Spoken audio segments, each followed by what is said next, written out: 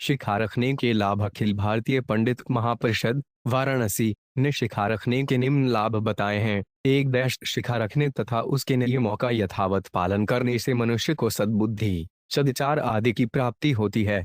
2 देश शिखा रखने से आत्मशक्ति प्रबल बनी रहती है। 3 देश शिखा रखने से मनुष्य धार्मिक, सात्विक और संयमी बनता है। 4 देश शिखा रखने से मनुष्य लौकिक तथा पारलौकिक समस्त कार्यों में सफलता प्राप्त करता है।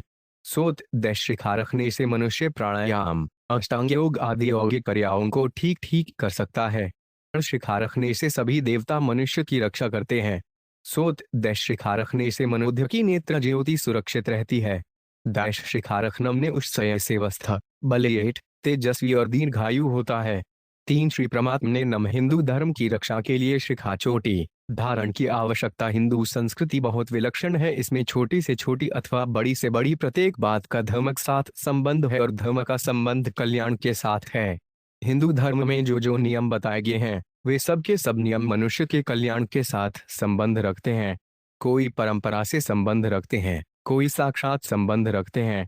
हिंदू धर्म में विद्याध्यापन का भी संबंध कल्याण के साथ है। संस्कृत व्याकरण भी एक दर्शन शास्त्र है जिससे परिणाम में परमात्मा की प्राप्ति हो जाती है। इसलिए हिंदू धर्म के किसी नियम का त्याग करना वास्तव में अपने कल्याण का त्याग करना है। जैसे घड़ी में छोटे बड़े अनेक पुर्जे होते हैं। शिस्त्रा चोटी धारण की आवश्यकता, उसमें बड़े पुर्जे का जो महत्व है वही महत्व छोटे पुर्जे का भी है। बड़ा पुर्जा अपनी जगह पूरा है और छोटा पुर्जा अपनी जगह पूरा है। छोटे से छोटा पुर्जा भी यदि निकाल दिया जाए तो घड़ी बंद हो जाएगी। इसी तरह हिंदू धर्म की छोटी से छोटी बात भी अपनी जगह पूरी है और कल्याण करने में सहायक है। छोटी सी शिखा अर्थात चोटी भी अपनी जगह पूरी है और मनुष्य के कल्याण में सहायक है। शिखा का त्याग करना मानो अपने कल्याण का त्याग करना है। जैसे घड़ी के छोटे पुर्ज की जगह बड़ा पुर्जा काम नहीं कर सकता, ऐसे ही हम कोई भी काम करें उसमें अगर थोड़ी सी भी कमी रह जाएगी तो उसकी पूर्ति नहीं होगी। महाराज नल के चरित्र में आता है कि कलयुग कई दिनों तक उनके शरीर में प्रवेश करने की चेष्टा करता रहा पर प्रवेश कर नहीं सका। एक दिन महाराज नल ने लघु शंका करके हाथ तो धो लिए पर पैर नहीं धोए तो उसी दिन शिखा चोटी धारण की आवश्यकता 3 कलयुग उनके भीतर प्रवेश कर गया। फलस्वरूप महाराज नल और उनकी पत्नी दमयंती दोनों को बड़ा कष्ट भोगना पड़ा। शिखा नहीं रखना बड़ी भारी कमी है जिसकी पूर्ति नहीं हो सकती। शिखा अर्थात चोटी हिंदुओं का प्रधान चिन्ह है। हिंदुओं में चोटी रखने की परंपरा प्राचीन काल से चली आ रही है, परंतु अब आपने इसका त्याग कर दिया है। यह एक बड़े भारी नुकसान की बात है। विचार करें, चोटी न रखने के लिए अथवा चोटी काटने के लिए किसी ने प्रचार भी नहीं किया, किसी ने आपसे कहा भी नहीं, आपको आज्ञा भी नहीं दी, फिर भी आपने चोटी काट ली तो आप मानो कलियुग के अनुयायी बन गए। यह कलियुग का प्रभाव है क्योंकि उसे सबको नरकों में ले जाना है। चोटी कट जाने से नरकों में जाना सुगम हो जाएगा। इसलिए आपसे प्रार्थना है कि चोटी को साधारण समझकर इसकी उपेक्षा न करें। चोटी रखना मामूली दिखता है पर यह मामूली काम नहीं है। 4 शिखा चोटी धारण की आवश्यकता। अग्नि का एक नाम शिखी है। शिखी उसको कहा जाता है जिसकी शिखा हो। शिखा अस्यास्तीति स शिखी। वह धूम शिखा वाला अग्नि हमारा इष्ट देव है। अग्निर्देव विजाति नाम, अतः शिखा हमारे इष्ट देव अग्नि का प्रतीक है। हरिवंश पुराण में एक कथा आती है और तालजंग वंश के राजाओं ने शक, यवन, काम्बोज, पारद आदि राजाओं को साथ लेकर राजा बाहु का राज्य छीन लिया। राजा बाहु अपनी पल के साथ वन में चला गया। वहां राजा बाहु की मृत्यु हो गई। तब महर्षि और ने उसकी गर्भवती स्त्री को रक्षा की और उसको अपने आश्रम में ले आए। वहां उसने एक पुत्र को जन्म दिया जो आगे चलकर राजा सगर के नाम से प्रसिद्ध हुआ। राजा सगर ने महर्षि और से शस्त्र और शास्त्र की विद्या सीखी। समय पाकर राजा सगर ने हरियों को मार डाला और फिर शक, यवन, काम्बोज, पारद आदि राजाओं को भी मारने का निश्चय किया। वे शिखा चोटी धारण की आवश्यकता। 5 शक, यवन आदि राजा लोग महर्षि वशिष्ठ की शरण में चले गए। वशिष्ठ जी ने कुछ शर्तों पर उनको अभ्यदान दे दिया और राजा सगर को आज्ञा दी कि वे उनको नगारें। राजा सगर अपनी प्रतिज्ञा भी नहीं छोड़ सकते थे और वशिष्ठ जी की आज्ञा भी नहीं टाल सकते थे। अतः उन्होंने उन राजाओं का सिर शिखा सहित मोड़वाकर उनको छोड़ दिया। वे राजा लोग क्षत्रिय थे पर शिखा कटने के कारण वे सब धर्मभ्रष्ट होंगे। शका यवन काम्बोजा पारदाश्व विश्रामते कौलिसर्पा समेषादाया क्षोला सकेरला सर्वे ते क्षत्रियास्तात धर्मस्तेषा निराकृत बंसिभ्यतश्नाद राजनुस गरेन महात्मना हरिवंश पुराण हरिबम 014 18 से 19 शक यवन काम्बोज पारद कोली सर्प महेश दर्द चोला और केरल ये सब क्षत्रिय ही थे। वशिष्ठ जी के वचन से महात्मा सगर ने इनके धर्म को ही नष्ट कर दिया और शिखा चोटी धारण की आवश्यकता। इस कथा से यह सिद्ध होता है कि शिखा काटने से मनुष्य मरे हुए के समान हो जाता है और अपने धर्म से भ्रष्ट हो जाता है। प्राचीन काल में किसी की शिखा काट देना मृत्युदंड के समान माना जाता था। धर्म के साथ शिखा का अटूट संबंध है, इसलिए शिखा काटने पर मनुष्य धर्मच्युत हो जाता है। बड़े दुख की बात है कि आज हिंदू लोग मुसलमानों ईसाइयों के प्रभाव में आकर अपने हाथों अपनी शिखा काट रहे हैं, खुद अपने धर्म का नाश कर रहे हैं। यह हमारी गुलामी की पहचान है।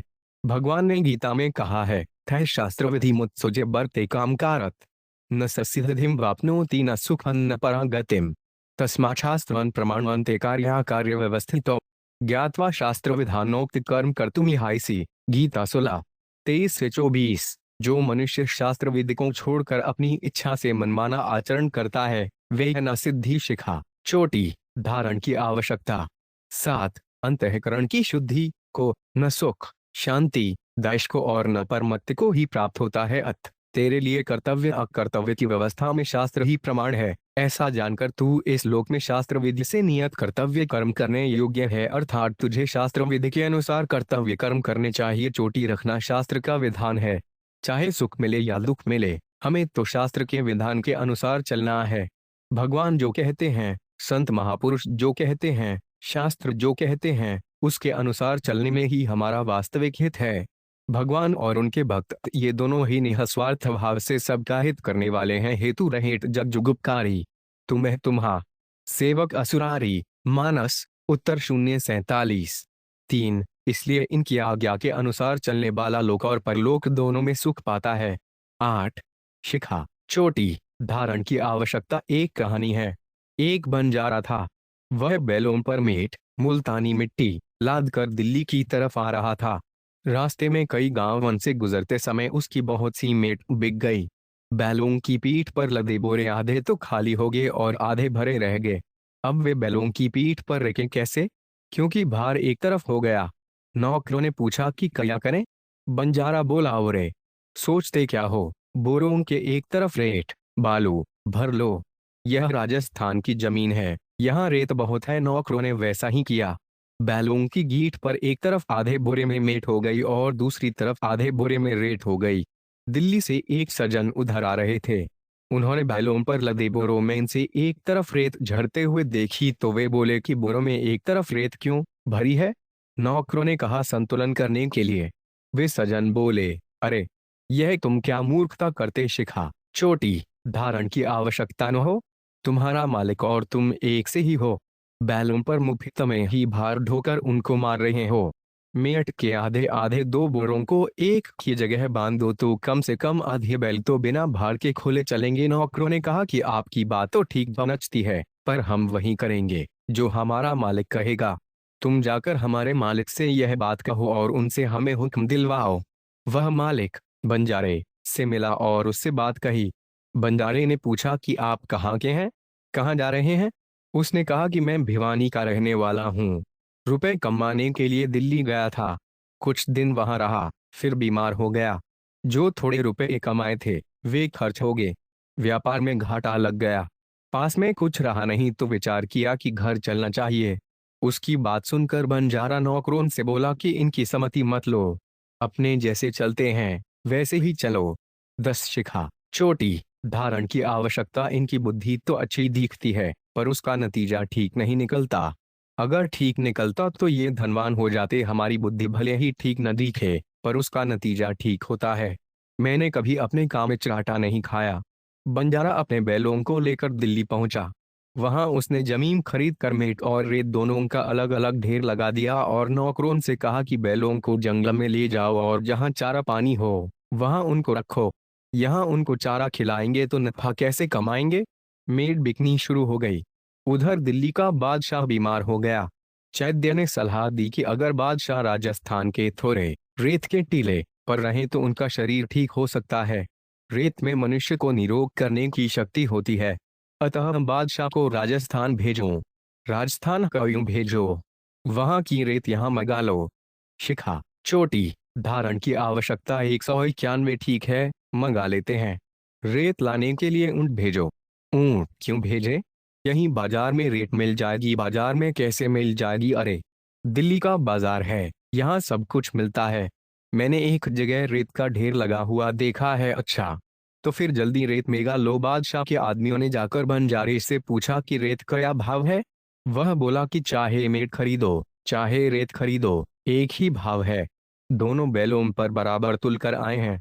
बादशाह के आदमियों ने वह सारी रेत खरीद ली। अगर बंजारा दिल्ली से आए उस सज्जन की बात मानता तो यह मुफ्त के रुपए कैसे मिलते? इससे सिद्ध हुआ कि बंजारे की बुद्धि ठीक काम करती थी।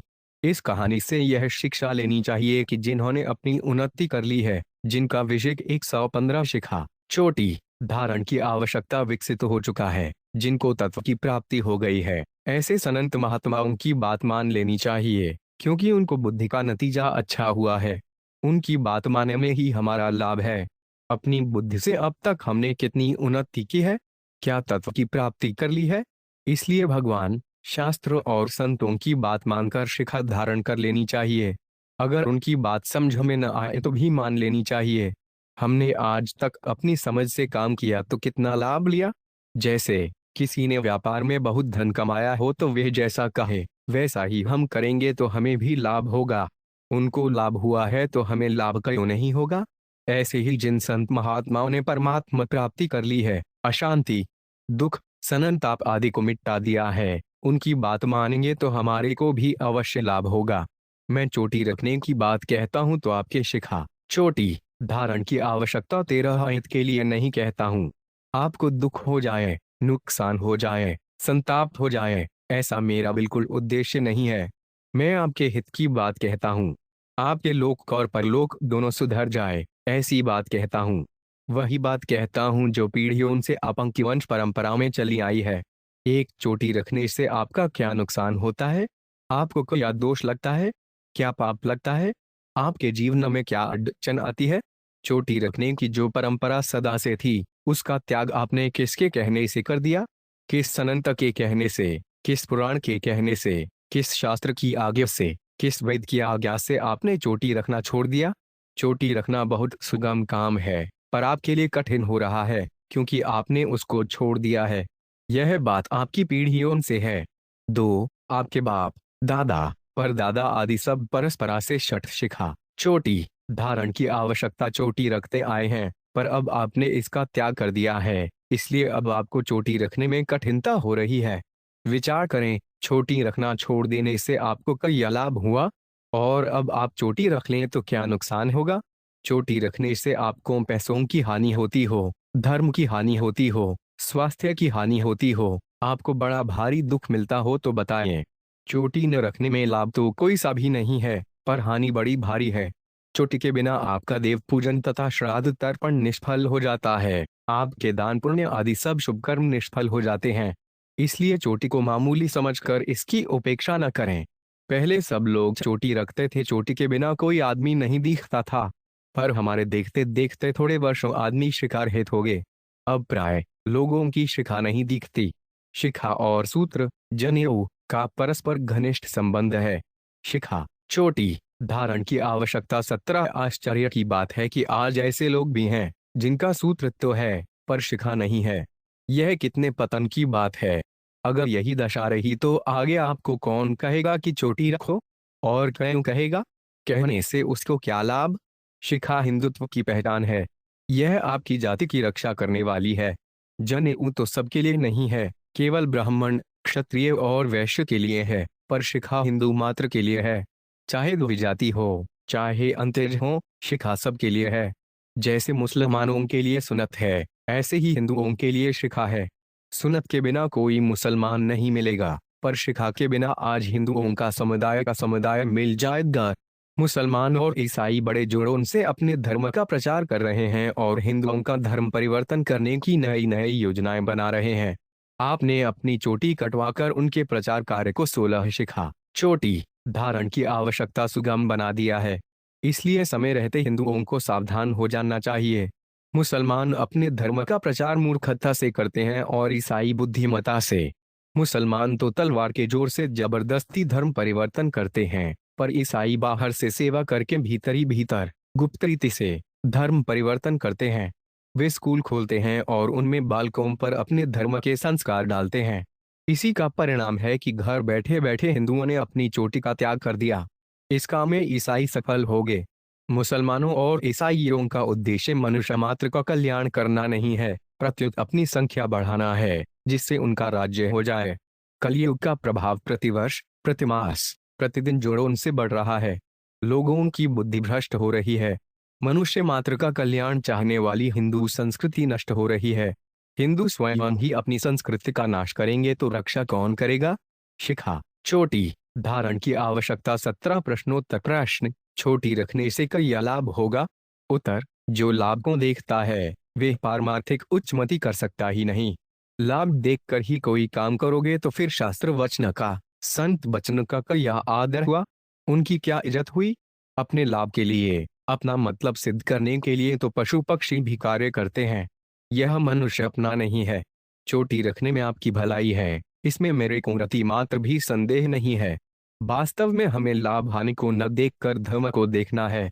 धर्मशास्त्र में आया है कि बिना शिखा के जो भी यज्ञ, दान, तप, व्रत आदि शुभ कर्म किए जाते हैं वे सब निष्फल हो जाते हैं। चदोपवीतिना भाव्यवान सदा बद्ध शिखेंच विशिखो व्युपवीतयेच्छियत करोति न तत्कृतम। कात्यायन स्मृति 5:4। इतना ही नहीं, शिखा के बिना किए गए वे पुण्य कर्म राक्षस कर्म हो जाते हैं। 18 शिखा चोटी धारण की आवश्यकता बिना बछिख्या कर्म विना यज्ञोपवीत कम राक्षस अंतरिग्ध विज्ञान समरसता निष्फला क्रिया व्याप्त। इसलिए धर्मशास्त्र ने आज्ञा दी है, स्नाने दाने जपे हुए संध्या देवतार्चने शिखा ग्रंथि सदा कुर्यादिते तन्मनुरवनवीतु। स्नान, दान, जप, होम, संध्या और देव पूजना के समय शिखा में ग्रंथि, चोटी में गांठ अवश्य लगानी चाहिए। ऐसा महाराज मनु ने कहा है। हिंदू धर्म के 16 संस्कारों में चूड़ाकरण संस्कार, मुंडन संस्कार का भी विशेष महत्व है। इस संस्कार में शिखा धारण करने से दीर्घायु, तेज, बल और रोज की प्राप्ति होती है। दीर्घायुत्वाय बलाय वश से शिखाय वशद। शिखा के विशेष महत्व के कारण ही हिंदुओं ने वंशासन में अपनी शिखा की रक्षा के लिए सिर कटवा दिया, पर शिखा नहीं करवाई। कितने दुख की बात है कि आज हिंदू उसी शिखा को शिखा चोटी धारण की आवश्यकता 19 अपने ही हाथों काट रहे हैं। धर्मशास्त्र में शिखा न रखने का प्रायश्चित बताया गया है। शिखा छिंदंती ये महाद्वेषादि ज्ञान तो 3 पिवा तप्त कृचेन शुद्धयंती त्रयो वर्ण द्विजातव लघुहारीत। तीनों वर्णों के जो द्विजाति लोग मोह से, द्वेष से अथवा ज्ञान से अपनी शिखा काट देते हैं, वे तम तक व्रत करने से शुद्ध होते हैं। अथ चेत प्रमादानि शिखन विपन स्यात् तत्र कौशी शिखाम लहमग्रंथि समन्विता। दक्षिण कर्णोपरि आशिखा बंधादबती प्लेट काट कर गृहासूत्र। यदि कोई मनुष्य प्रमादवश शिखा सहित क्षौर हजामत करा ले तो वह ब्रह्म ग्रंथ युक्त कुशा की शिखा बनाकर दाहिने कान पर तब तक रखे जब तक बांधने योग्य शिखा न बढ़ जाए। यदि 70 वर्ष की अवस्था के बाद वृद्धावस्था में बाल झड़ जाने के कारण शिखा न रहे तो यथासंभव चारों ओर बचे हुए बालों से शिखा 20 शिखा चोटी धारण की आवश्यकता बनाकर नित्य कर्म करता रहे। यदि बाल बिल्कुल ना हो तो कुशा आदि की शिखा रखकर नित्य कर्म करे, पर शिखा शून्य कभी न रहे। सप्तत्युद्ध बतुचेतस्था पूर्वतः पृष्ठ तोटिवा पाएट परितोवाशी समभूतिश रोम्भी शिखा कार्य प्रयलेन नच्चैनवपद्यते तत्स्थाने सर्वशूने तु परितोचाधि की पुनः ब्राह्मण्य सूचना एवतानि लोसानि धारेट अन्यथा न भवेदेव नथा तहस्पात समाचरेत तु। आंग्ल स्मृति 61-63। अखिल भारतीय पंडित महापरिषद वाराणसी ने शिखा रखने के निम्न लाभ बताए हैं। शिखा रखने तथा उसके नियमों का यथावत पालन करने से मनुष्य को सद्बुद्धि, सद्विचार आदि की प्राप्ति होती है। 2 शिखा रखने से आत्मशक्ति प्रबल बनी रहती है। शिखा रखने से मनुष्य धार्मिक, सात्विक और संयमी बनता है। शिखा जोटी धारण की आवश्यकता 21 शिखा रखने से मनुष्य लौकिक तथा पारलौकिक समस्त कार्यों में सफलता प्राप्त करता है। 5 शिखा रखने से मनुष्य प्राणायाम, अष्टांग योग आदि यौगिक क्रियाओं को ठीक ठीक कर सकता है। रशिखा रखने से सभी देवता मनुष्य को रक्षा करते हैं। सोत दैश शिखा रखने से मनुष्य को नेत्र ज्योति सुरक्षित रहती है। ओट दैश शिखा रखने से मनुष्य स्वस्थ, बलिष्ठ, तेजस्वी और दीर्घायु होता है। प्रश्न, छोटी रखने से शर्म आती है, वह कैसे छूटे? उत्तर, आश्चर्य की बात है कि व्यापार आदि बेईमानी, झूठ कपट करने में शर्म नहीं आती, गर्भपात आदि पाप करने में शर्म नहीं आती, चोरी विश्वासघात आदि करते समय शर्म नहीं आती, पर चोटी रखने में शर्म आती है। आपकी शर्म ठीक है। 19 शिखा चोटी धारण की आवश्यकता या भगवान और संतों की बात मानना, उनको प्रसन्न करना ठीक है। आप चोटी रखो तो आरंभ में शर्म आएगी, पर पीछे सब ठीक हो जाएगा। प्रश्न, छोटी देखकर लोग हंसी उड़ाते हैं, कैसे बचें? उत्तर, लोग हंसी उड़ाएं, पागल कहें तो उसको सह लो, पर धर्म का त्याग मत करो। आपका धर्म आपके साथ चलेगा, हंसी दिलगी आपके साथ नहीं चलेगी। लोगों की हंसी से आप डरे मत। लोग पहले हंसी उड़ाएंगे, पर बाद में आदर करने लगेंगे कि यह अपने धर्म का पक्का आदमी है। एक शंकरानंद नाम के हमारे प्रेमी सज्जन थे, वे बहुत पढ़े लिखे थे। उन्होंने मेरे को बताया कि मैं पढ़ने के लिए जर्मनी गया। वहां मैं धोती पहना करता था। मेरी वेशभूषा देखकर पहले तो वहां के लोगों ने मेरी हंसी उड़ाई, पर बाद में सब मेरा विशेष आदर करने लगे कि यह ईमानदार आदमी है, सच्चा धर्मात्मा आदमी। शिखा चोटी धारण की आवश्यकता 13 है, इसलिए अपने धर्म का पालन निधड़क होकर करो, इसमें डर किस बात का? एक कहानी है। एक आदमी की किसी कारण से नाक कट गई। उसके साथी ने पूछा तो वह बोला कि दोनों आंखों के बीच में नाक आड़े आती है, इसलिए ब्रह्म के दर्शन नहीं होते। अगर बीच में नाक न रहे तो दोनों आंखों की दृष्टि मिलने से साक्षात ब्रह्म के दर्शन होते हैं। ऐसा सुनकर उसके साथी ने भी अपनी नाक कटवा ली। जब उसको ब्रह्म के दर्शन नहीं हुए तो उसने साथी से कहा कि नाक कटवाने से मेरे को तो दर्शन नहीं हुए। वह साथी बोला, चुप रह, हल्ला मत कर। तेरे से कोई पूछे तो यही कहना कि मेरे को ब्रह्म के दर्शन होते हैं। धीरे धीरे यह बात फैलती गई। दूसरों के कहने से एक दूसरे को देखकर नाक तो सबने कटवा ली, पर ब्रह्म के दर्शन किसी को नहीं हुए। एक पूरा समुदाय कटी नाका हो गया। अब कोई नाक वाला आदमी उनके बीच आता तो वे 94 शिखा चोटी धारण की आवश्यकता सब मिलकर उसकी हंसी उड़ाते कि देखो नक्कू आ गया, नक्कू आ गया। इसी तरह चोटी कटिया लोग आज चोटी वाले की हंसी उड़ाते हैं। उनकी हंसी की परवाह न करके अपने धर्म का पालन करना चाहिए। न जातु कामान भयान लोभात धर्म त्वजे जीवित हेतु नित्यो धर्म सुख दुख हेत्वनित्य जीवो नृत्यो हेतुरस्तनित्य। महाभारत स्वर्गा 05 63। कामना से, भय से, लोभ से अथवा प्राण बचाने के लिए भी धर्म का त्याग न करे। धर्म नित्य है और सुख दुख अनित्य है। इसी प्रकार जीवात्मा नित्य है और उसके बंधन का हेतु राग अनित्य है। 2,40,000 युवकों के प्रति बड़े दुख की बात है कि आज का युवक समाज प्राय अनुशासनहीन होता चला जा रहा है। गीता में आया है, प्रवृत्तित्व निवृत्ति च जना न विदुरासुरा न शौचन न पिचाचारो न सत्य तेगु विद्यते। 16:7। आसुरी स्वभाव वाले मनुष्य प्रवृत्ति और निवृत्ति, कर्तव्य और अकर्तव्य को नहीं जानते और उनमें न बाह्य शुद्धि, न श्रेष्ठ आचरण तथा न सत्य पालन ही होता है। गीता की यह बात आजकल के नवयुवकों में प्रत्यक्ष देखने में आ रही है।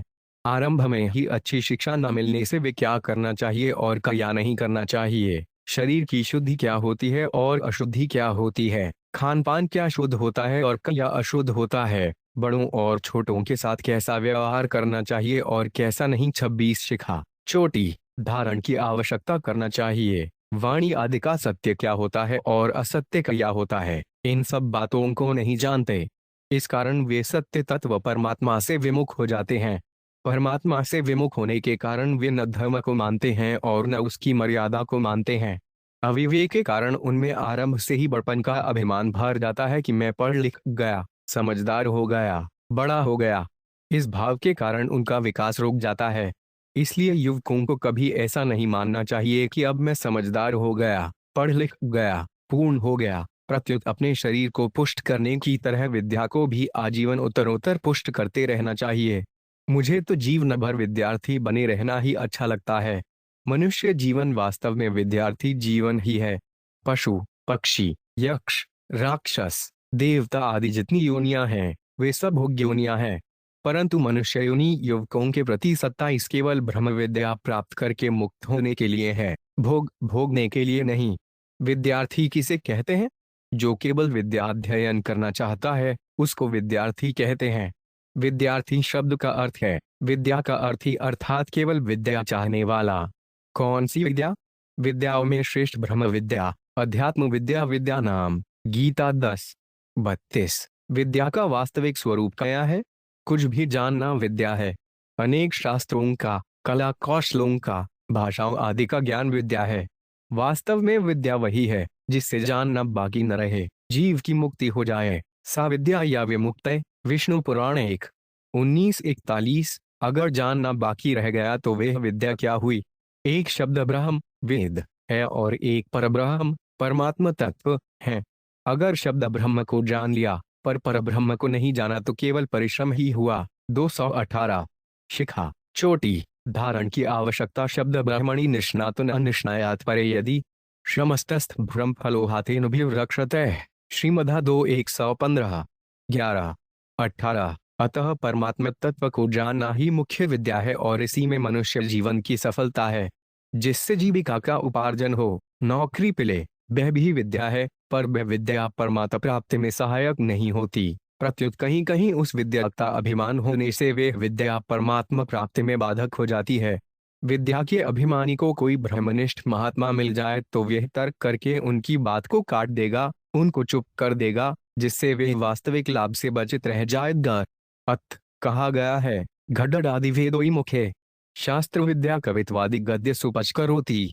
यशोदा किशोरे मनोवैन लगमंततः कित्ततः कितात कितात किप्छहों अड्रोन सहित वेद और शास्त्रों को पढ़ा हो, सुवकों के प्रतीक्षण और सुंदर गद्य और पद्यमय काव्य रचना करता हो, पर यशोदानंदन में मन नहीं लगा तो उन सभी से क्या लाभ है? विद्या ग्रहण करने की क्या आवश्यकता है? विद्या के बिना मनुष्य जन्म सार्थक नहीं होगा, प्रत्युत मनुष्य जन्म और पशु जन्म एक समान ही होंगे। अतः विद्या की अत्यंत आवश्यकता है। वास्तव में ब्रह्म विद्या ही विद्या है, कारण कि ब्रह्म विद्या के प्राप्त होने पर कुछ भी प्राप्त करना बाकी नहीं रहता।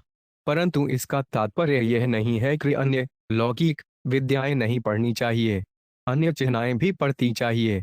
अन्य भाषाओं, लिपियों आदि का ज्ञान संपादन करना आवश्यक है, उचित है, पर उनमें ही लिप्त रहना उचित नहीं है, क्योंकि उनमें ही लिप्त रहने से मनुष्य जन्म निरर्थक चला जाएगा। दूसरी बात, लिखित विद्याओं को पढ़ने से मैं पढ़ा लिखा हूँ ऐसा एक अभिमान पैदा हो जाएगा, जिससे बंधन और दूर हो जाएगा। 330। शिखा चोटी धारण की आवश्यकता शास्त्राण यदीत्यापि भवन्ति मूर्खा अस्तु क्रियवाण्युरुष। सविद्वान शास्त्रों को पढ़कर भी लोग मूर्ख बने रहते हैं। वास्तव में विद्वान वही है जो शास्त्र के अनुकूल आचरण करता है। मनुष्य जन्म का उद्देश्य है परमात्मा तत्व की प्राप्ति करना और उसका साधन है संसार की सेवा। अतः लौकिक विद्या, धन, पद आदि का उपयोग संसार की सेवा में ही है। ये संसार की सेवा में ही काम आ सकते हैं, परमात्मा प्राप्ति में नहीं, क्योंकि परमात्मा प्राप्ति लौकिक विद्या के अधीन नहीं है। हाँ, निस्वार्थ भाव से संसार की सेवा करने पर लौकिक विद्या परमात्मा प्राप्ति में सहायक हो सकती है। जिसके पास लौकिक विद्या आदि है उसी पर संसार की सेवा करने की जिम्मेवारी है। माल पर ही जकात लगती है और इनकम पर ही टैक्स लगता है। माल नहीं हो तो जकात किस बात की? इनकम नहीं हो तो टैक्स किस बात का? लौकिक विद्या, धन, पद आदि को लेकर संसार में युवकों के प्रति 39 मनुष्य की जो प्रशंसा होती है वह एक तरह से मनुष्य की निंदा ही है। तात्पर्य है कि महिमा तो लौकिक विद्या आदि की ही हुई, खुद की तो निंदा ही हुई।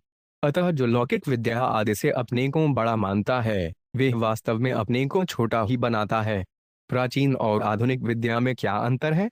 प्राचीन आध्यात्मिक विद्या अपने को और दूसरों को शांति देने वाली है, उससे अशांति, कलह, अभाव आदि मिट जाते हैं।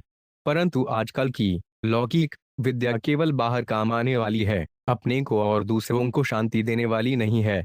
इससे अशांति, आपसा का कलह बढ़ता है। जैसे धन आने से तृष्णा, धन का अभाव अधिक बढ़ता है, ऐसे ही आधुनिक विद्या सीखने से अभाव बढ़ता है। आजकल तरह तरह के आविष्कार होने पर भी शांति नहीं मिल रही है, क्योंकि उनमें परवशता है, स्वतंत्रता नहीं है, अर्थात मनुष्य को उनके परवश होना पड़ता है। परंतु प्राचीन 32 शिखा चोटी धारण की आवश्यकता विद्या से मनुष्य को परवश नहीं होना पड़ता और उसको स्वयं का बोध हो जाता है। प्राचीन विद्या मनुष्य को परमात्मा के सम्मुख कराती है और आधुनिक विद्या मनुष्य को नाशवान के सम्मुख कराती है, नाशवान को महत्व देती है। आधुनिक विद्या व्यवहार में काम आती है, अतः इसको व्यवहार की जगह ही महत्व देना चाहिए। इसको सर्वोपरि महत्व देना ही गलती है। वास्तव में विद्या वही है जो मनुष्य का कल्याण कर दे। सा विद्या या विमुक्तय। विष्णु पुराण 1:19-41।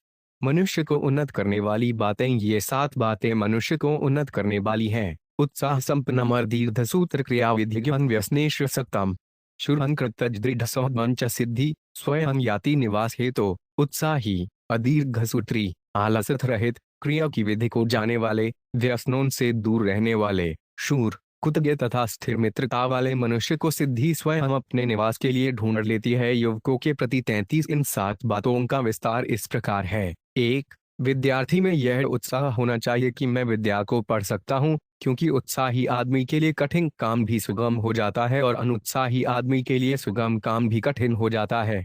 2. हर एक काम को बड़ी तत्परता और सावधानी के साथ करना चाहिए। थोड़े समय में होने वाले काम में अधिक समय नहीं लगाना चाहिए। जो थोड़े समय में होने वाले काम में अधिक समय लगाता है, उसका पतन हो जाता है। दीर्घसूत्री विनश्यति। 3. कार्य करने की विधि को ठीक तरह से जानना चाहिए।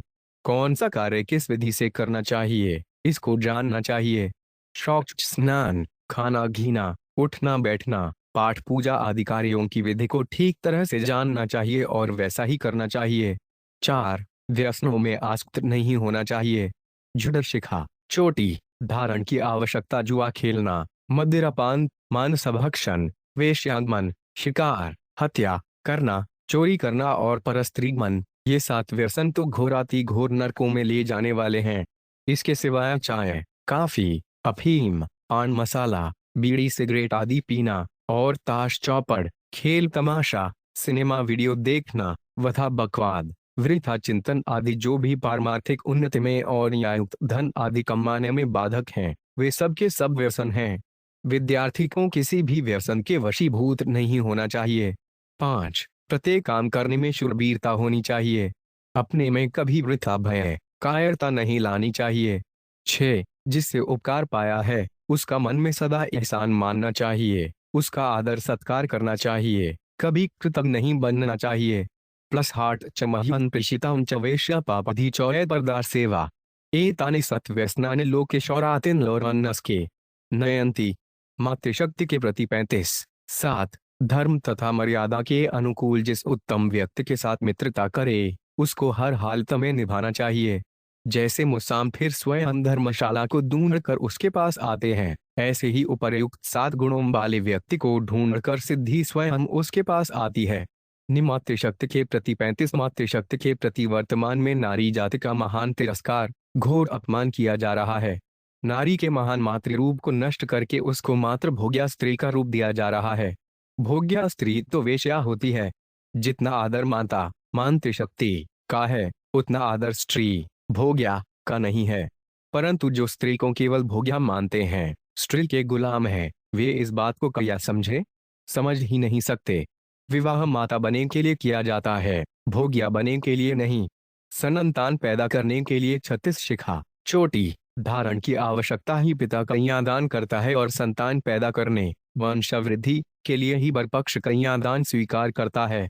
परंतु आज नारी को मां बने से रोका जा रहा है और उसको केवल भोग्या बनाया जा रहा है। यह नारी जाति का कितना महान तिरस्कार है। नारी वास्तव में मातृशक्ति है। वह स्त्री और पुरुष दोनों की जनी मां बनती है, पर पत्नी केवल पुरुष की ही बनती है। पुरुष अच्छा होता है तो उसकी केवल अपने ही कुल में महिमा होती है, पर स्त्री अच्छी होती है तो उसकी पीहर और ससुराल दोनों कुल में महिमा होती है। राजा जनक जी सीता जी से कहते हैं, पुत्र पवित्र किए कुल दोख। मानस, अयोध्या 287। 1. हमारे शास्त्रों में नारी जाति को बहुत आदर दिया गया है। स्त्री की रक्षा करने के उद्देश्य से शास्त्र ने उसको पिता, पति अथवा पुत्र के आशाभृत रहने की आज्ञा दी है, जिससे वह जगह जगह ठोकरे न मातृशक्ति के प्रति 37 खाती फिरे। स्त्री नौकरी करें तो यह उसका तिरस्कार है। उसकी महिमा तो घर में रहने से ही है। घर में वह महारानी है, पर घर से बाहर वह नौकरानी है। घर में तो वह एक पुरुष के अधीन रहेगी, पर बाहर उसको अनेक स्त्री पुरुषों के अधीन रहना पड़ेगा, अपने से ऊंचे पद वाले अफसरों की अधीनता, फटकार, तिरस्कार सहन करना पड़ेगा, जो कि उसके कोमल हृदय स्वभाव के विरुद्ध है। वह आदर के योग्य है, तिरस्कार के योग्य नहीं। पिता, पति अथवा पुत्र की अधीनता वास्तव में स्त्री को पराधीन बनाने के लिए नहीं है, प्रत्युत महान स्वाधीन बनाने के लिए है। घर में बूढ़ी माँ का सबसे भ्रमण संपूज्यते राजा भ्रम संपूज्यते हिज। भ्रमण संपूज्यते योगी भ्रमंती स्त्री विनश्यति। चाणक्य नीति 6:4। भ्रमण करने से राजा पूजित होता है, भ्रमण करने से ब्राह्मण पूजित होता है, भ्रमण करने से योगी पूजित होता है, परंतु स्त्री भ्रमण करने से विनाश पतित हो जाती है। 38 शिखा चोटी धारण की आवश्यकता अधिक आदर होता है, बेटे पोते आदि सब उसका आदर करते हैं, पर घर से बाहर बूढ़ी स्त्री का सब जगह तिरस्कार होता है। आजकल क्षत्रियों को पुरुष के समान अधिकार देने की बात कही जाती है, पर शास्त्रों ने माता के रूप में स्त्री को पुरुष की अपेक्षा भी विशेष अधिकार दिया है। सहस्नतु पितृन माता गौरवेणा तिरिच्यते। मनु 0:2। 145। माता का दर्जा पिता से 1000 गुना अधिक माना गया है। सर्ववंदेन यतिना प्रसूरवंयया प्रलत। स्कंदः काशी 11:50। सबके द्वारा वंदनीय सन्यासी को भी माता की प्रयत्न पूर्वक वंदना करनी चाहिए। वर्तमान में गर्भ परीक्षण किया जाता है और गर्भ में कन्या हो तो गर्भ गिरा दिया जाता है। क्या यह स्त्री को समान अधिकार दिया जा रहा है? प्रांत शक्ति के प्रति 39वां शब्द कहने से जो भाव पैदा होता है, वैसा भाव स्त्री कहने से नहीं पैदा होता। इसलिए श्री शंकराचार्य जी महाराज भगवान श्री कृष्ण को भी माँ कहकर पुकारते हैं। मातः कृष्णाभिधाने। प्रबोध 244। उपनिषदों में मातृदेवो भव, पितृदेवो भव कहकर सबसे पहले माँ की सेवा करने की आज्ञा दी गई है। वंदे मातरम में भी माँ की ही वंदना कही गई है। हिंदू धर्म में मातृशक्ति की उपासना का विशेष महत्व है। ईश्वर कोटि के 5 देवताओं में भी मातृशक्ति भगवती का स्थान है। देवी भागवत, दुर्गा सप्तती आदि अनेक ग्रंथ मातृशक्ति पर ही रचे गए हैं। जगत की संपूर्ण स्त्रियों को मातृशक्ति का ही रूप माना गया है। विद्या समस्तास्तव देवी भेदा श्रेय समस्ता सकला जगत्सु। दुर्गा सप्तष्टि 11:6। परंतु भोगी लोग मातृशक्ति को क्या समझे? समझ ही नहीं सकते। वे तो उसको भोग्या ही समझते हैं। शिखा चोटी धारण की आवश्यकता पुरुष स्त्री का तिरस्कार करे, उसको दुख दे, उसको तलाक दे, उसको मारे पीटे, ऐसा शास्त्रों में कहीं नहीं कहा गया है। इतना ही नहीं, स्त्री से कोई बड़ा अपराध भी हो जाए तो भी उसको मारने पीटने का विधान नहीं है। प्रत्युत वेक्षम यह है। भीष्म जी कौरव सेना की रक्षा करने वाले थे। अपर्याप्तांतदस्माक बल भीष्माभिरक्षितम। गीता 1:10। परंतु दुर्योधन उनकी भी रक्षा करने के लिए अपनी सेना को आदेश देता है। भीष्ममेवाभिरक्षन्तु भवन्त सर्वैः। गीता 1:11। कारण कि दुर्योधन जानता था कि शिखंडी के सामने आने पर भीष्म जी उस पर कभी शस्त्र नहीं चलाएंगे, भले ही अपने प्राण चले जाए। शिखंडी पहले स्त्री था, वर्तमान में नहीं, परंतु वर्तमान में पुरुष रूप से होने पर भी भीष्म जी उसको स्त्री ही मानते हैं और उस पर शस्त्र नहीं चलाते, प्रत्युत उसी के द्वारा मारे जाते हैं। यह स्त्री जाति का कितना सम्मान है। मातृशक्ति के प्रति 41 शास्त्रों के अनुसार पत्नी पति के द्वारा किए गए पुण्य कर्मों की भागीदार तो होती है, पर पाप कर्मों की भागीदार नहीं होती। उसको मुफ्त में आधा पुण्य मिलता है। समाज में भी देखा जाता है कि अगर डॉक्टर, पंडित आदि की पत्नी अनपढ़ हो तो भी वह डॉक्टरनी, पंडितानी आदि कहलाती है। वास्तव में आज अभिमान को मुख्यता दी जा रही है, इसलिए नम्रता बढ़ाने की बात न कहकर अभिमान बढ़ाने की बात ही कहीं और सिखाई जा रही है, जो कि पतन का हेतु है। पुरुष ऐसा करते हैं तो हम क्यों न करें? हम पीछे क्यों रहें? दो, यह केवल अभिमान बढ़ाने की बात है। अभिमान जन्म मरण का मूल और अनेक प्रकार के क्लेशों तथा समस्त शोकों को देने वाला है। संस्कृत मूल सुलभ प्रधाना सकल शोकदायक अभिमाना। मानस उत्तर 074। 3। अभिमानी व्यक्ति लौकिक मर्यादा को भी नहीं समझ सकता, फिर वह शास्त्रों की बातों को क्या समझेगा? समझ ही नहीं सकता। 42 शिखा चोटी धारण की आवश्यकता संसार के हित के लिए मातृशक्ति ने बहुत काम किया है। रक्त बीज आदि राक्षसों का संहार भी मातृशक्ति ने ही किया है। मातृशक्ति ने ही हमारी हिंदू संस्कृति की रक्षा की है। आज भी प्रत्यक्ष देखने में आता है कि हमारे व्रत त्योहार, रीति रिवाज, माता पिता के श्राद्ध आदि की जानकारी जितनी स्त्रियों को रहती है उतनी पुरुषों को नहीं रहती। पुरुष अपने कुल की बात भी भूल जाते हैं, पर स्त्रियां दूसरे कुल की होने पर भी उनको बताती हैं कि अमुक दिन आपकी माता या पिता का श्राद्ध है आदि। मंदिरों में, कथा कीर्तन में, सत्संग में जितनी स्त्रियां जाती हैं उतने पुरुष नहीं जाते। कार्तिक स्नान, व्रत, दान, पूजन, रामायण आदि का पाठ जितना स्त्रियां करती हैं उतना पुरुष नहीं करते। तात्पर्य है कि स्त्रियां हमारी संस्कृति की रक्षा करने वाली हैं। अगर उनका चरित्र नष्ट हो जाएगा तो संस्कृति की रक्षा कैसे होगी? वर्तमान में सननतति निरोध के कृत्रिम उपायों के प्रचार प्रसार से स्त्रियों में लज्जा, शील, सतीत्व, सचरित्रता, ग्राह्यशक्ति के प्रति निरोगता, सदाचरण आदि का नाश हो रहा है। परिणाम स्वरूप स्त्री जाति केवल भोग्य वस्तु बनती जा रही है। यदि स्त्री जाति का चरित्र भ्रष्ट हो जाएगा तो देश की क्या दशा होगी? आगे आने वाली पीढ़ी अपने प्रथम गुरुवार माँ से क्या शिक्षा लेगी? स्त्री बिगड़ेगी तो उससे पैदा होने वाले बेटी बेटा स्त्री पुरुष दोनों बिगड़ेंगे। अगर स्त्री ठीक रहेगी तो पुरुष के बिगड़ने पर भी संतान नहीं बिगड़ेगी। अतः स्त्रियों के चरित्र, शील, लज्जा आदि की रक्षा करना और उनको अपमानित, तिरस्कृत न होने देना, प्रत्युत उनका आदर सत्कार करना मनुष्य मात्र का कर्तव्य है। मनुस्मृति में आया है, तत्र नार्यस्तु प्रजयन्ते रमन्ते तत्र देवता नेतास्तु न पूजयन्ते सर्वास्तत् नाफला। क्रिया 3:56। जहाँ स्त्रियों का आदर किया जाता है वहाँ देवता रमण करते हैं और जहाँ इनका अनादर होता है वहाँ सब कार्य निष्फल हो जाते हैं। बुद्धिजीवियों के पथ प्रति मनुष्य शरीर विवेक प्रधान है। विवेक का अर्थ है सार और असार को, कर्तव्य और अकर्तव्य को ठीक ठीक जानना। मनुष्य इस विवेक को कामत में नहीं लेता, इसका विशेष आदर नहीं करता, इसीलिए वह दुख पाता है। अगर वह अपने विवेकों ठीक ठीक मानकर उसके अनुसार चले तो खुद भी निहाल हो जाए और दूसरों को भी निहाल कर दे। इस विवेक को जागृत करने के लिए ही सत्शास्त्र, सत्पुरुष, गुरुवार, माता पिता आदि हैं। इनके ऊपर विवेक को जागृत करने की जिम्मेवारी है। इस विवेक को काम में लेने की एक खास बात है, उस पर आप ध्यान दें। साधारण दृष्टि से रुपए बहुत बड़ी चीज दिखते हैं क्योंकि रुपयों से सब चीजें आती हैं।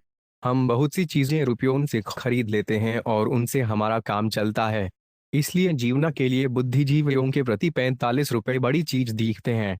हम जो जी रहे हैं यह जीना हमें बहुत अच्छा लगता है। दुखी से दुखी प्राणी भी जल्दी मरना नहीं चाहता। अतः जीने के लिए अन्न, जल, वस्त्र आदि वस्तुएं उपयोगी हैं। हमारा जीवन निर्वाह हो जाए, हमारे प्राण बने रहें, हम निरोग रहें, हम शिक्षित बने, इसके लिए वस्तुओं की आवश्यकता है। उन वस्तुओं के लिए ही रुपयों की आवश्यकता है। रुपयों के लिए वस्तुओं की आवश्यकता नहीं है। हाँ, वस्तुओं से रुपए पैदा हो सकते हैं, परंतु रुपयों से वस्तुएं बहुत ऊंची हैं जिनसे हमारा जीवन रहता है। रुपये अन्न, वस्त्र आदि वस्तुओं के लेन देन में काम आते हैं। तात्पर्य है कि रुपए हमारे जीवन निर्वाह में साक्षात हेतु नहीं है, अर्थात जीवन निर्वाह में रुपए खुद काम नहीं आते, जबकि वस्तुएं खुद काम आती हैं। अतः रुपयों की अपेक्षा वस्तुएं अधिक मूल्यवान हैं। वस्तुओं से भी बहुत मूल्यवान हैं प्राणी, मनुष्य, पशु, पक्षी, वृक्ष, ये बहुत काम के हैं। इनके पालन से 486 शिखा, चोटी, धारण की आवश्यकता ही हमें जीवनोपयोगी वस्तुएं मिलती हैं। अतः जिनसे जीवन चले वे जीने वाले प्राणी श्रेष्ठ हैं। उन प्राणियों के लिए ही वस्तुएं हैं। प्राणियों में भी गाय बहुत श्रेष्ठ है क्योंकि गाय का शरीर बहुत पवित्र और उपयोगी है, यहाँ तक कि उसके गोबर गोमूत्र भी पवित्र हैं और उसके खुरों से उड़ी धूल, गोधूली भी पवित्र है। संपूर्ण धार्मिक कार्यों में गाय का दूध, दही, घी, गोबर और गोमूत्र काम में आते हैं। गाय के गोबर और गोमूत्र से अनेक बड़े बड़े रोग दूर होते हैं। गाय का दूध जितना सात्विक होता है उतना सात्विक दूध भैंस आदि किसी का भी नहीं होता। गाड़ी चलाने वाले जानते ही हैं कि गाड़ी का हॉर्न सुनते ही गायें सड़क के किनारे हो जाती हैं, जबकि भैंस सड़क में ही खड़ी रहती है। इसलिए भैंस का दूध सात्विक नहीं होता और बुद्धि को स्थूल करता है। इतनी उपयोगी और पवित्र होने पर भी गाय में परमात्मा तत्व को प्राप्त करने की योग्यता नहीं है। यह योग्यता मनुष्य में ही है। इसलिए बुद्धिजीवियों के प्रति 47 मनुष्य सभी प्राणियों से श्रेष्ठ है। दूसरे जितने प्राणी हैं वे अपने पुराने कर्मों के फल भोगते हैं और फल भोग कर शुद्ध होते हैं, परंतु मनुष्य में दो बातें हैं, एक तो पुराने पापों तथा पुण्यों के फल भोगना और एक आगे अपने उद्धार के लिए काम करना। अनुकूल और प्रतिकूल परिस्थिति का उपभोग करना और उनसे सुखी दुखी होना पशुओं में भी है। सुख पाने का और दुख मिटाने का उद्योग पशु भी अपनी बुद्धि के अनुसार करते हैं, परंतु भविष्य में क्या होगा इसका ठीक तरह से विचार करने में पशु पक्षी समर्थ नहीं है, पर मनुष्य समर्थ है। मनुष्य विवेक प्रधान है, इसलिए हमारा हित किस बात में है और अहित किस बात में है, हमारा उत्थान किस बात में है और पतन किस बात में है, सार क्या है और असार क्या है, नित्य क्या है और अनित्य क्या है, सत्य क्या है और असत्य क्या है, इन सब बातों को जानने की योग्यता मनुष्य में है, पशु पक्षियों में नहीं। अत मनुष्यों में भी विवेक मूल्यवान 48 शिखा चोटी धारण की आवश्यकता है। जो विवेक के अनुसार चलते हैं, विवेक को महत्व देते हैं, वे मनुष्यों में श्रेष्ठ हैं। विवेक श्रेष्ठ है, इसलिए विवेक का आधार लेकर चलने वाले भी श्रेष्ठ हैं। विवेक किस लिए है? विवेक इसलिए है कि मनुष्य हितकारक काम करे और अहितकारक काम न करे, सार को ग्रहण करे और असार का त्याग करे। ऐसा काम करे जिससे वर्तमान में और भविष्य में अपने को और दूसरों को सुख हो, दुख न हो। विवेक विशेष रूप से वीतराग मनुष्य में ही जागृत होता है। रागी और भोगी मनुष्य विवेकी नहीं होते। रागी भोगी मनुष्य वर्तमान को ही देखते हैं, जबकि चीतराग मनुष्य भविष्य को, परिणाम को भी देखते हैं। जब मनुष्य वस्तुओं का और रुपयों का ज्यादा आदर करने लग जाते हैं, तब मौन विवेक दब जाता है। भगवान ने गीता में 3 तरह की बुद्धि बताई है, सात्विकी, राजसी और तामसी।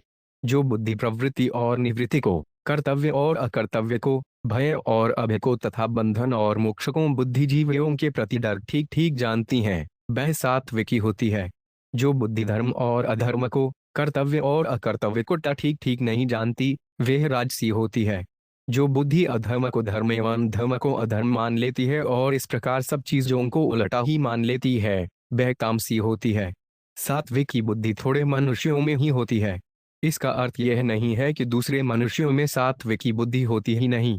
सात्विकी बुद्धि को ठीक ठीक काम में लाने वाले मनुष्य थोड़े हैं।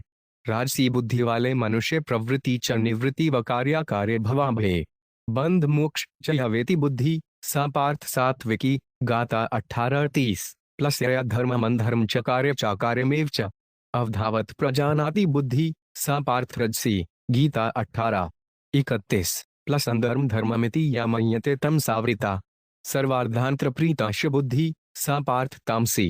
गौता 18:32 शिखा चोटी धारण की आवश्यकता बहुत है। तामसी बुद्धि वाले मनुष्य तो इस कलयुग में और भी अधिक हैं, जिन्हें उल्टा ही दिखता है। उल्टा दिखना क्या हुआ? वस्तुओं और प्राणियों से भी बढ़कर रुपयों को मान लिया।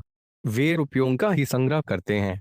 रुपयों के लिए झूठ, कपट, चोरी, डकैती, मारपीट, हत्या आदि करनी पड़े तो वे भी करने के लिए तैयार हो जाते हैं। रुपयों के लिए गायों को भी मारने लगते हैं। यह बिल्कुल तामसी बुद्धि है। रुपए कमाना और उनकी रक्षा करना तामसी बुद्धि नहीं है। प्रत्युत सतु असत, नित्य अनित्य, सदुपयोग दुरुपयोग, हित अहित आदि का विचार छोड़कर झूठ, कपट, बेईमानी, चोरी आदि करके किसी तरह से रुपए इकट्ठा करना महान तामसी बुद्धि है। इससे क्या होगा?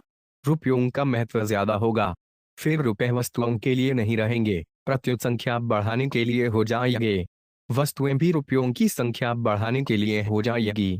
1000 हो जाए तो लाख, लाख हो जाए बुद्धिजीवियों के प्रति 59 तो करोड़, करोड़ हो जाए तो अरब। इस तरह रुपयों की इच्छा बढ़ती ही जाएगी।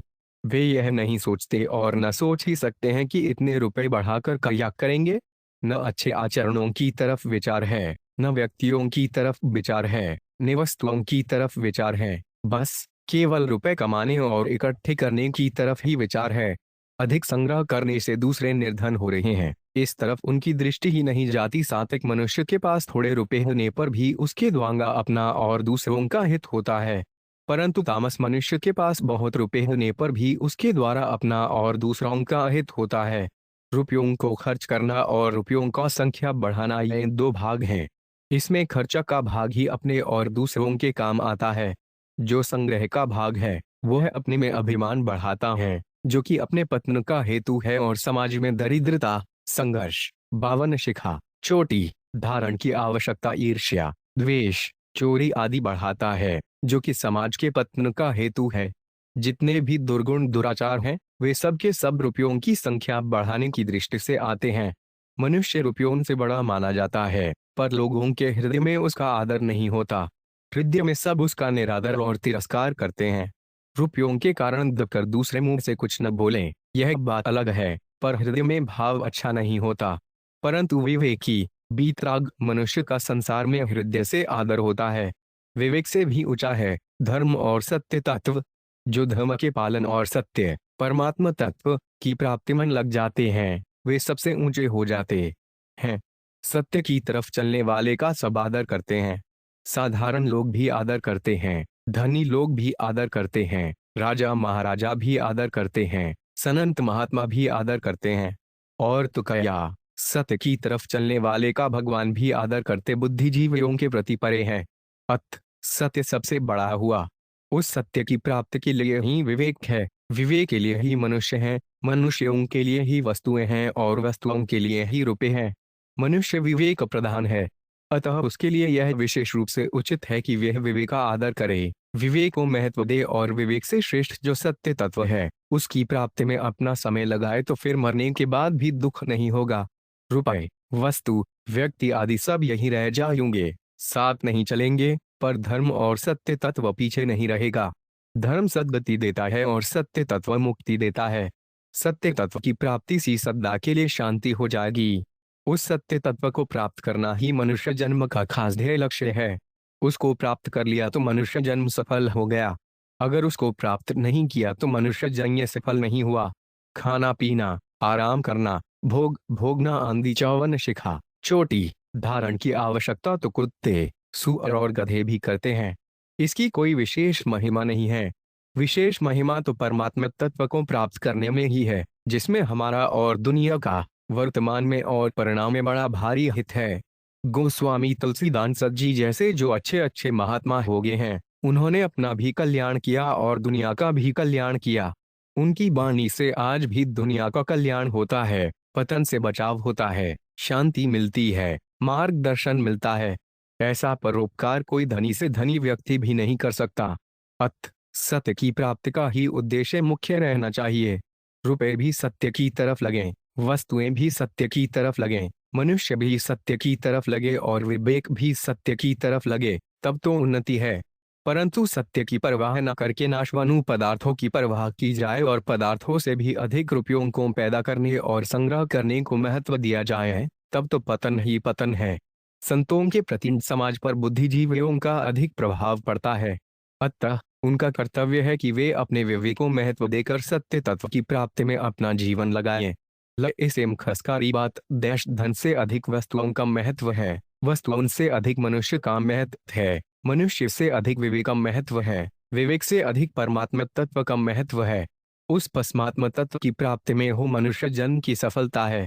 संतों के प्रति 5 संतों के प्रति जैसे परिवार में जो मुख्य व्यक्ति होते हैं, उन पर परिवार की विशेष जिम्मेवारी होती है। ऐसे ही समाज में जो व्यक्ति मुख्य माने जाते हैं, जिनको समाज आदर की दृष्टि से देखता है, उनको अच्छा मानता है, उन पर समाज की विशेष जिम्मेवारी होती है।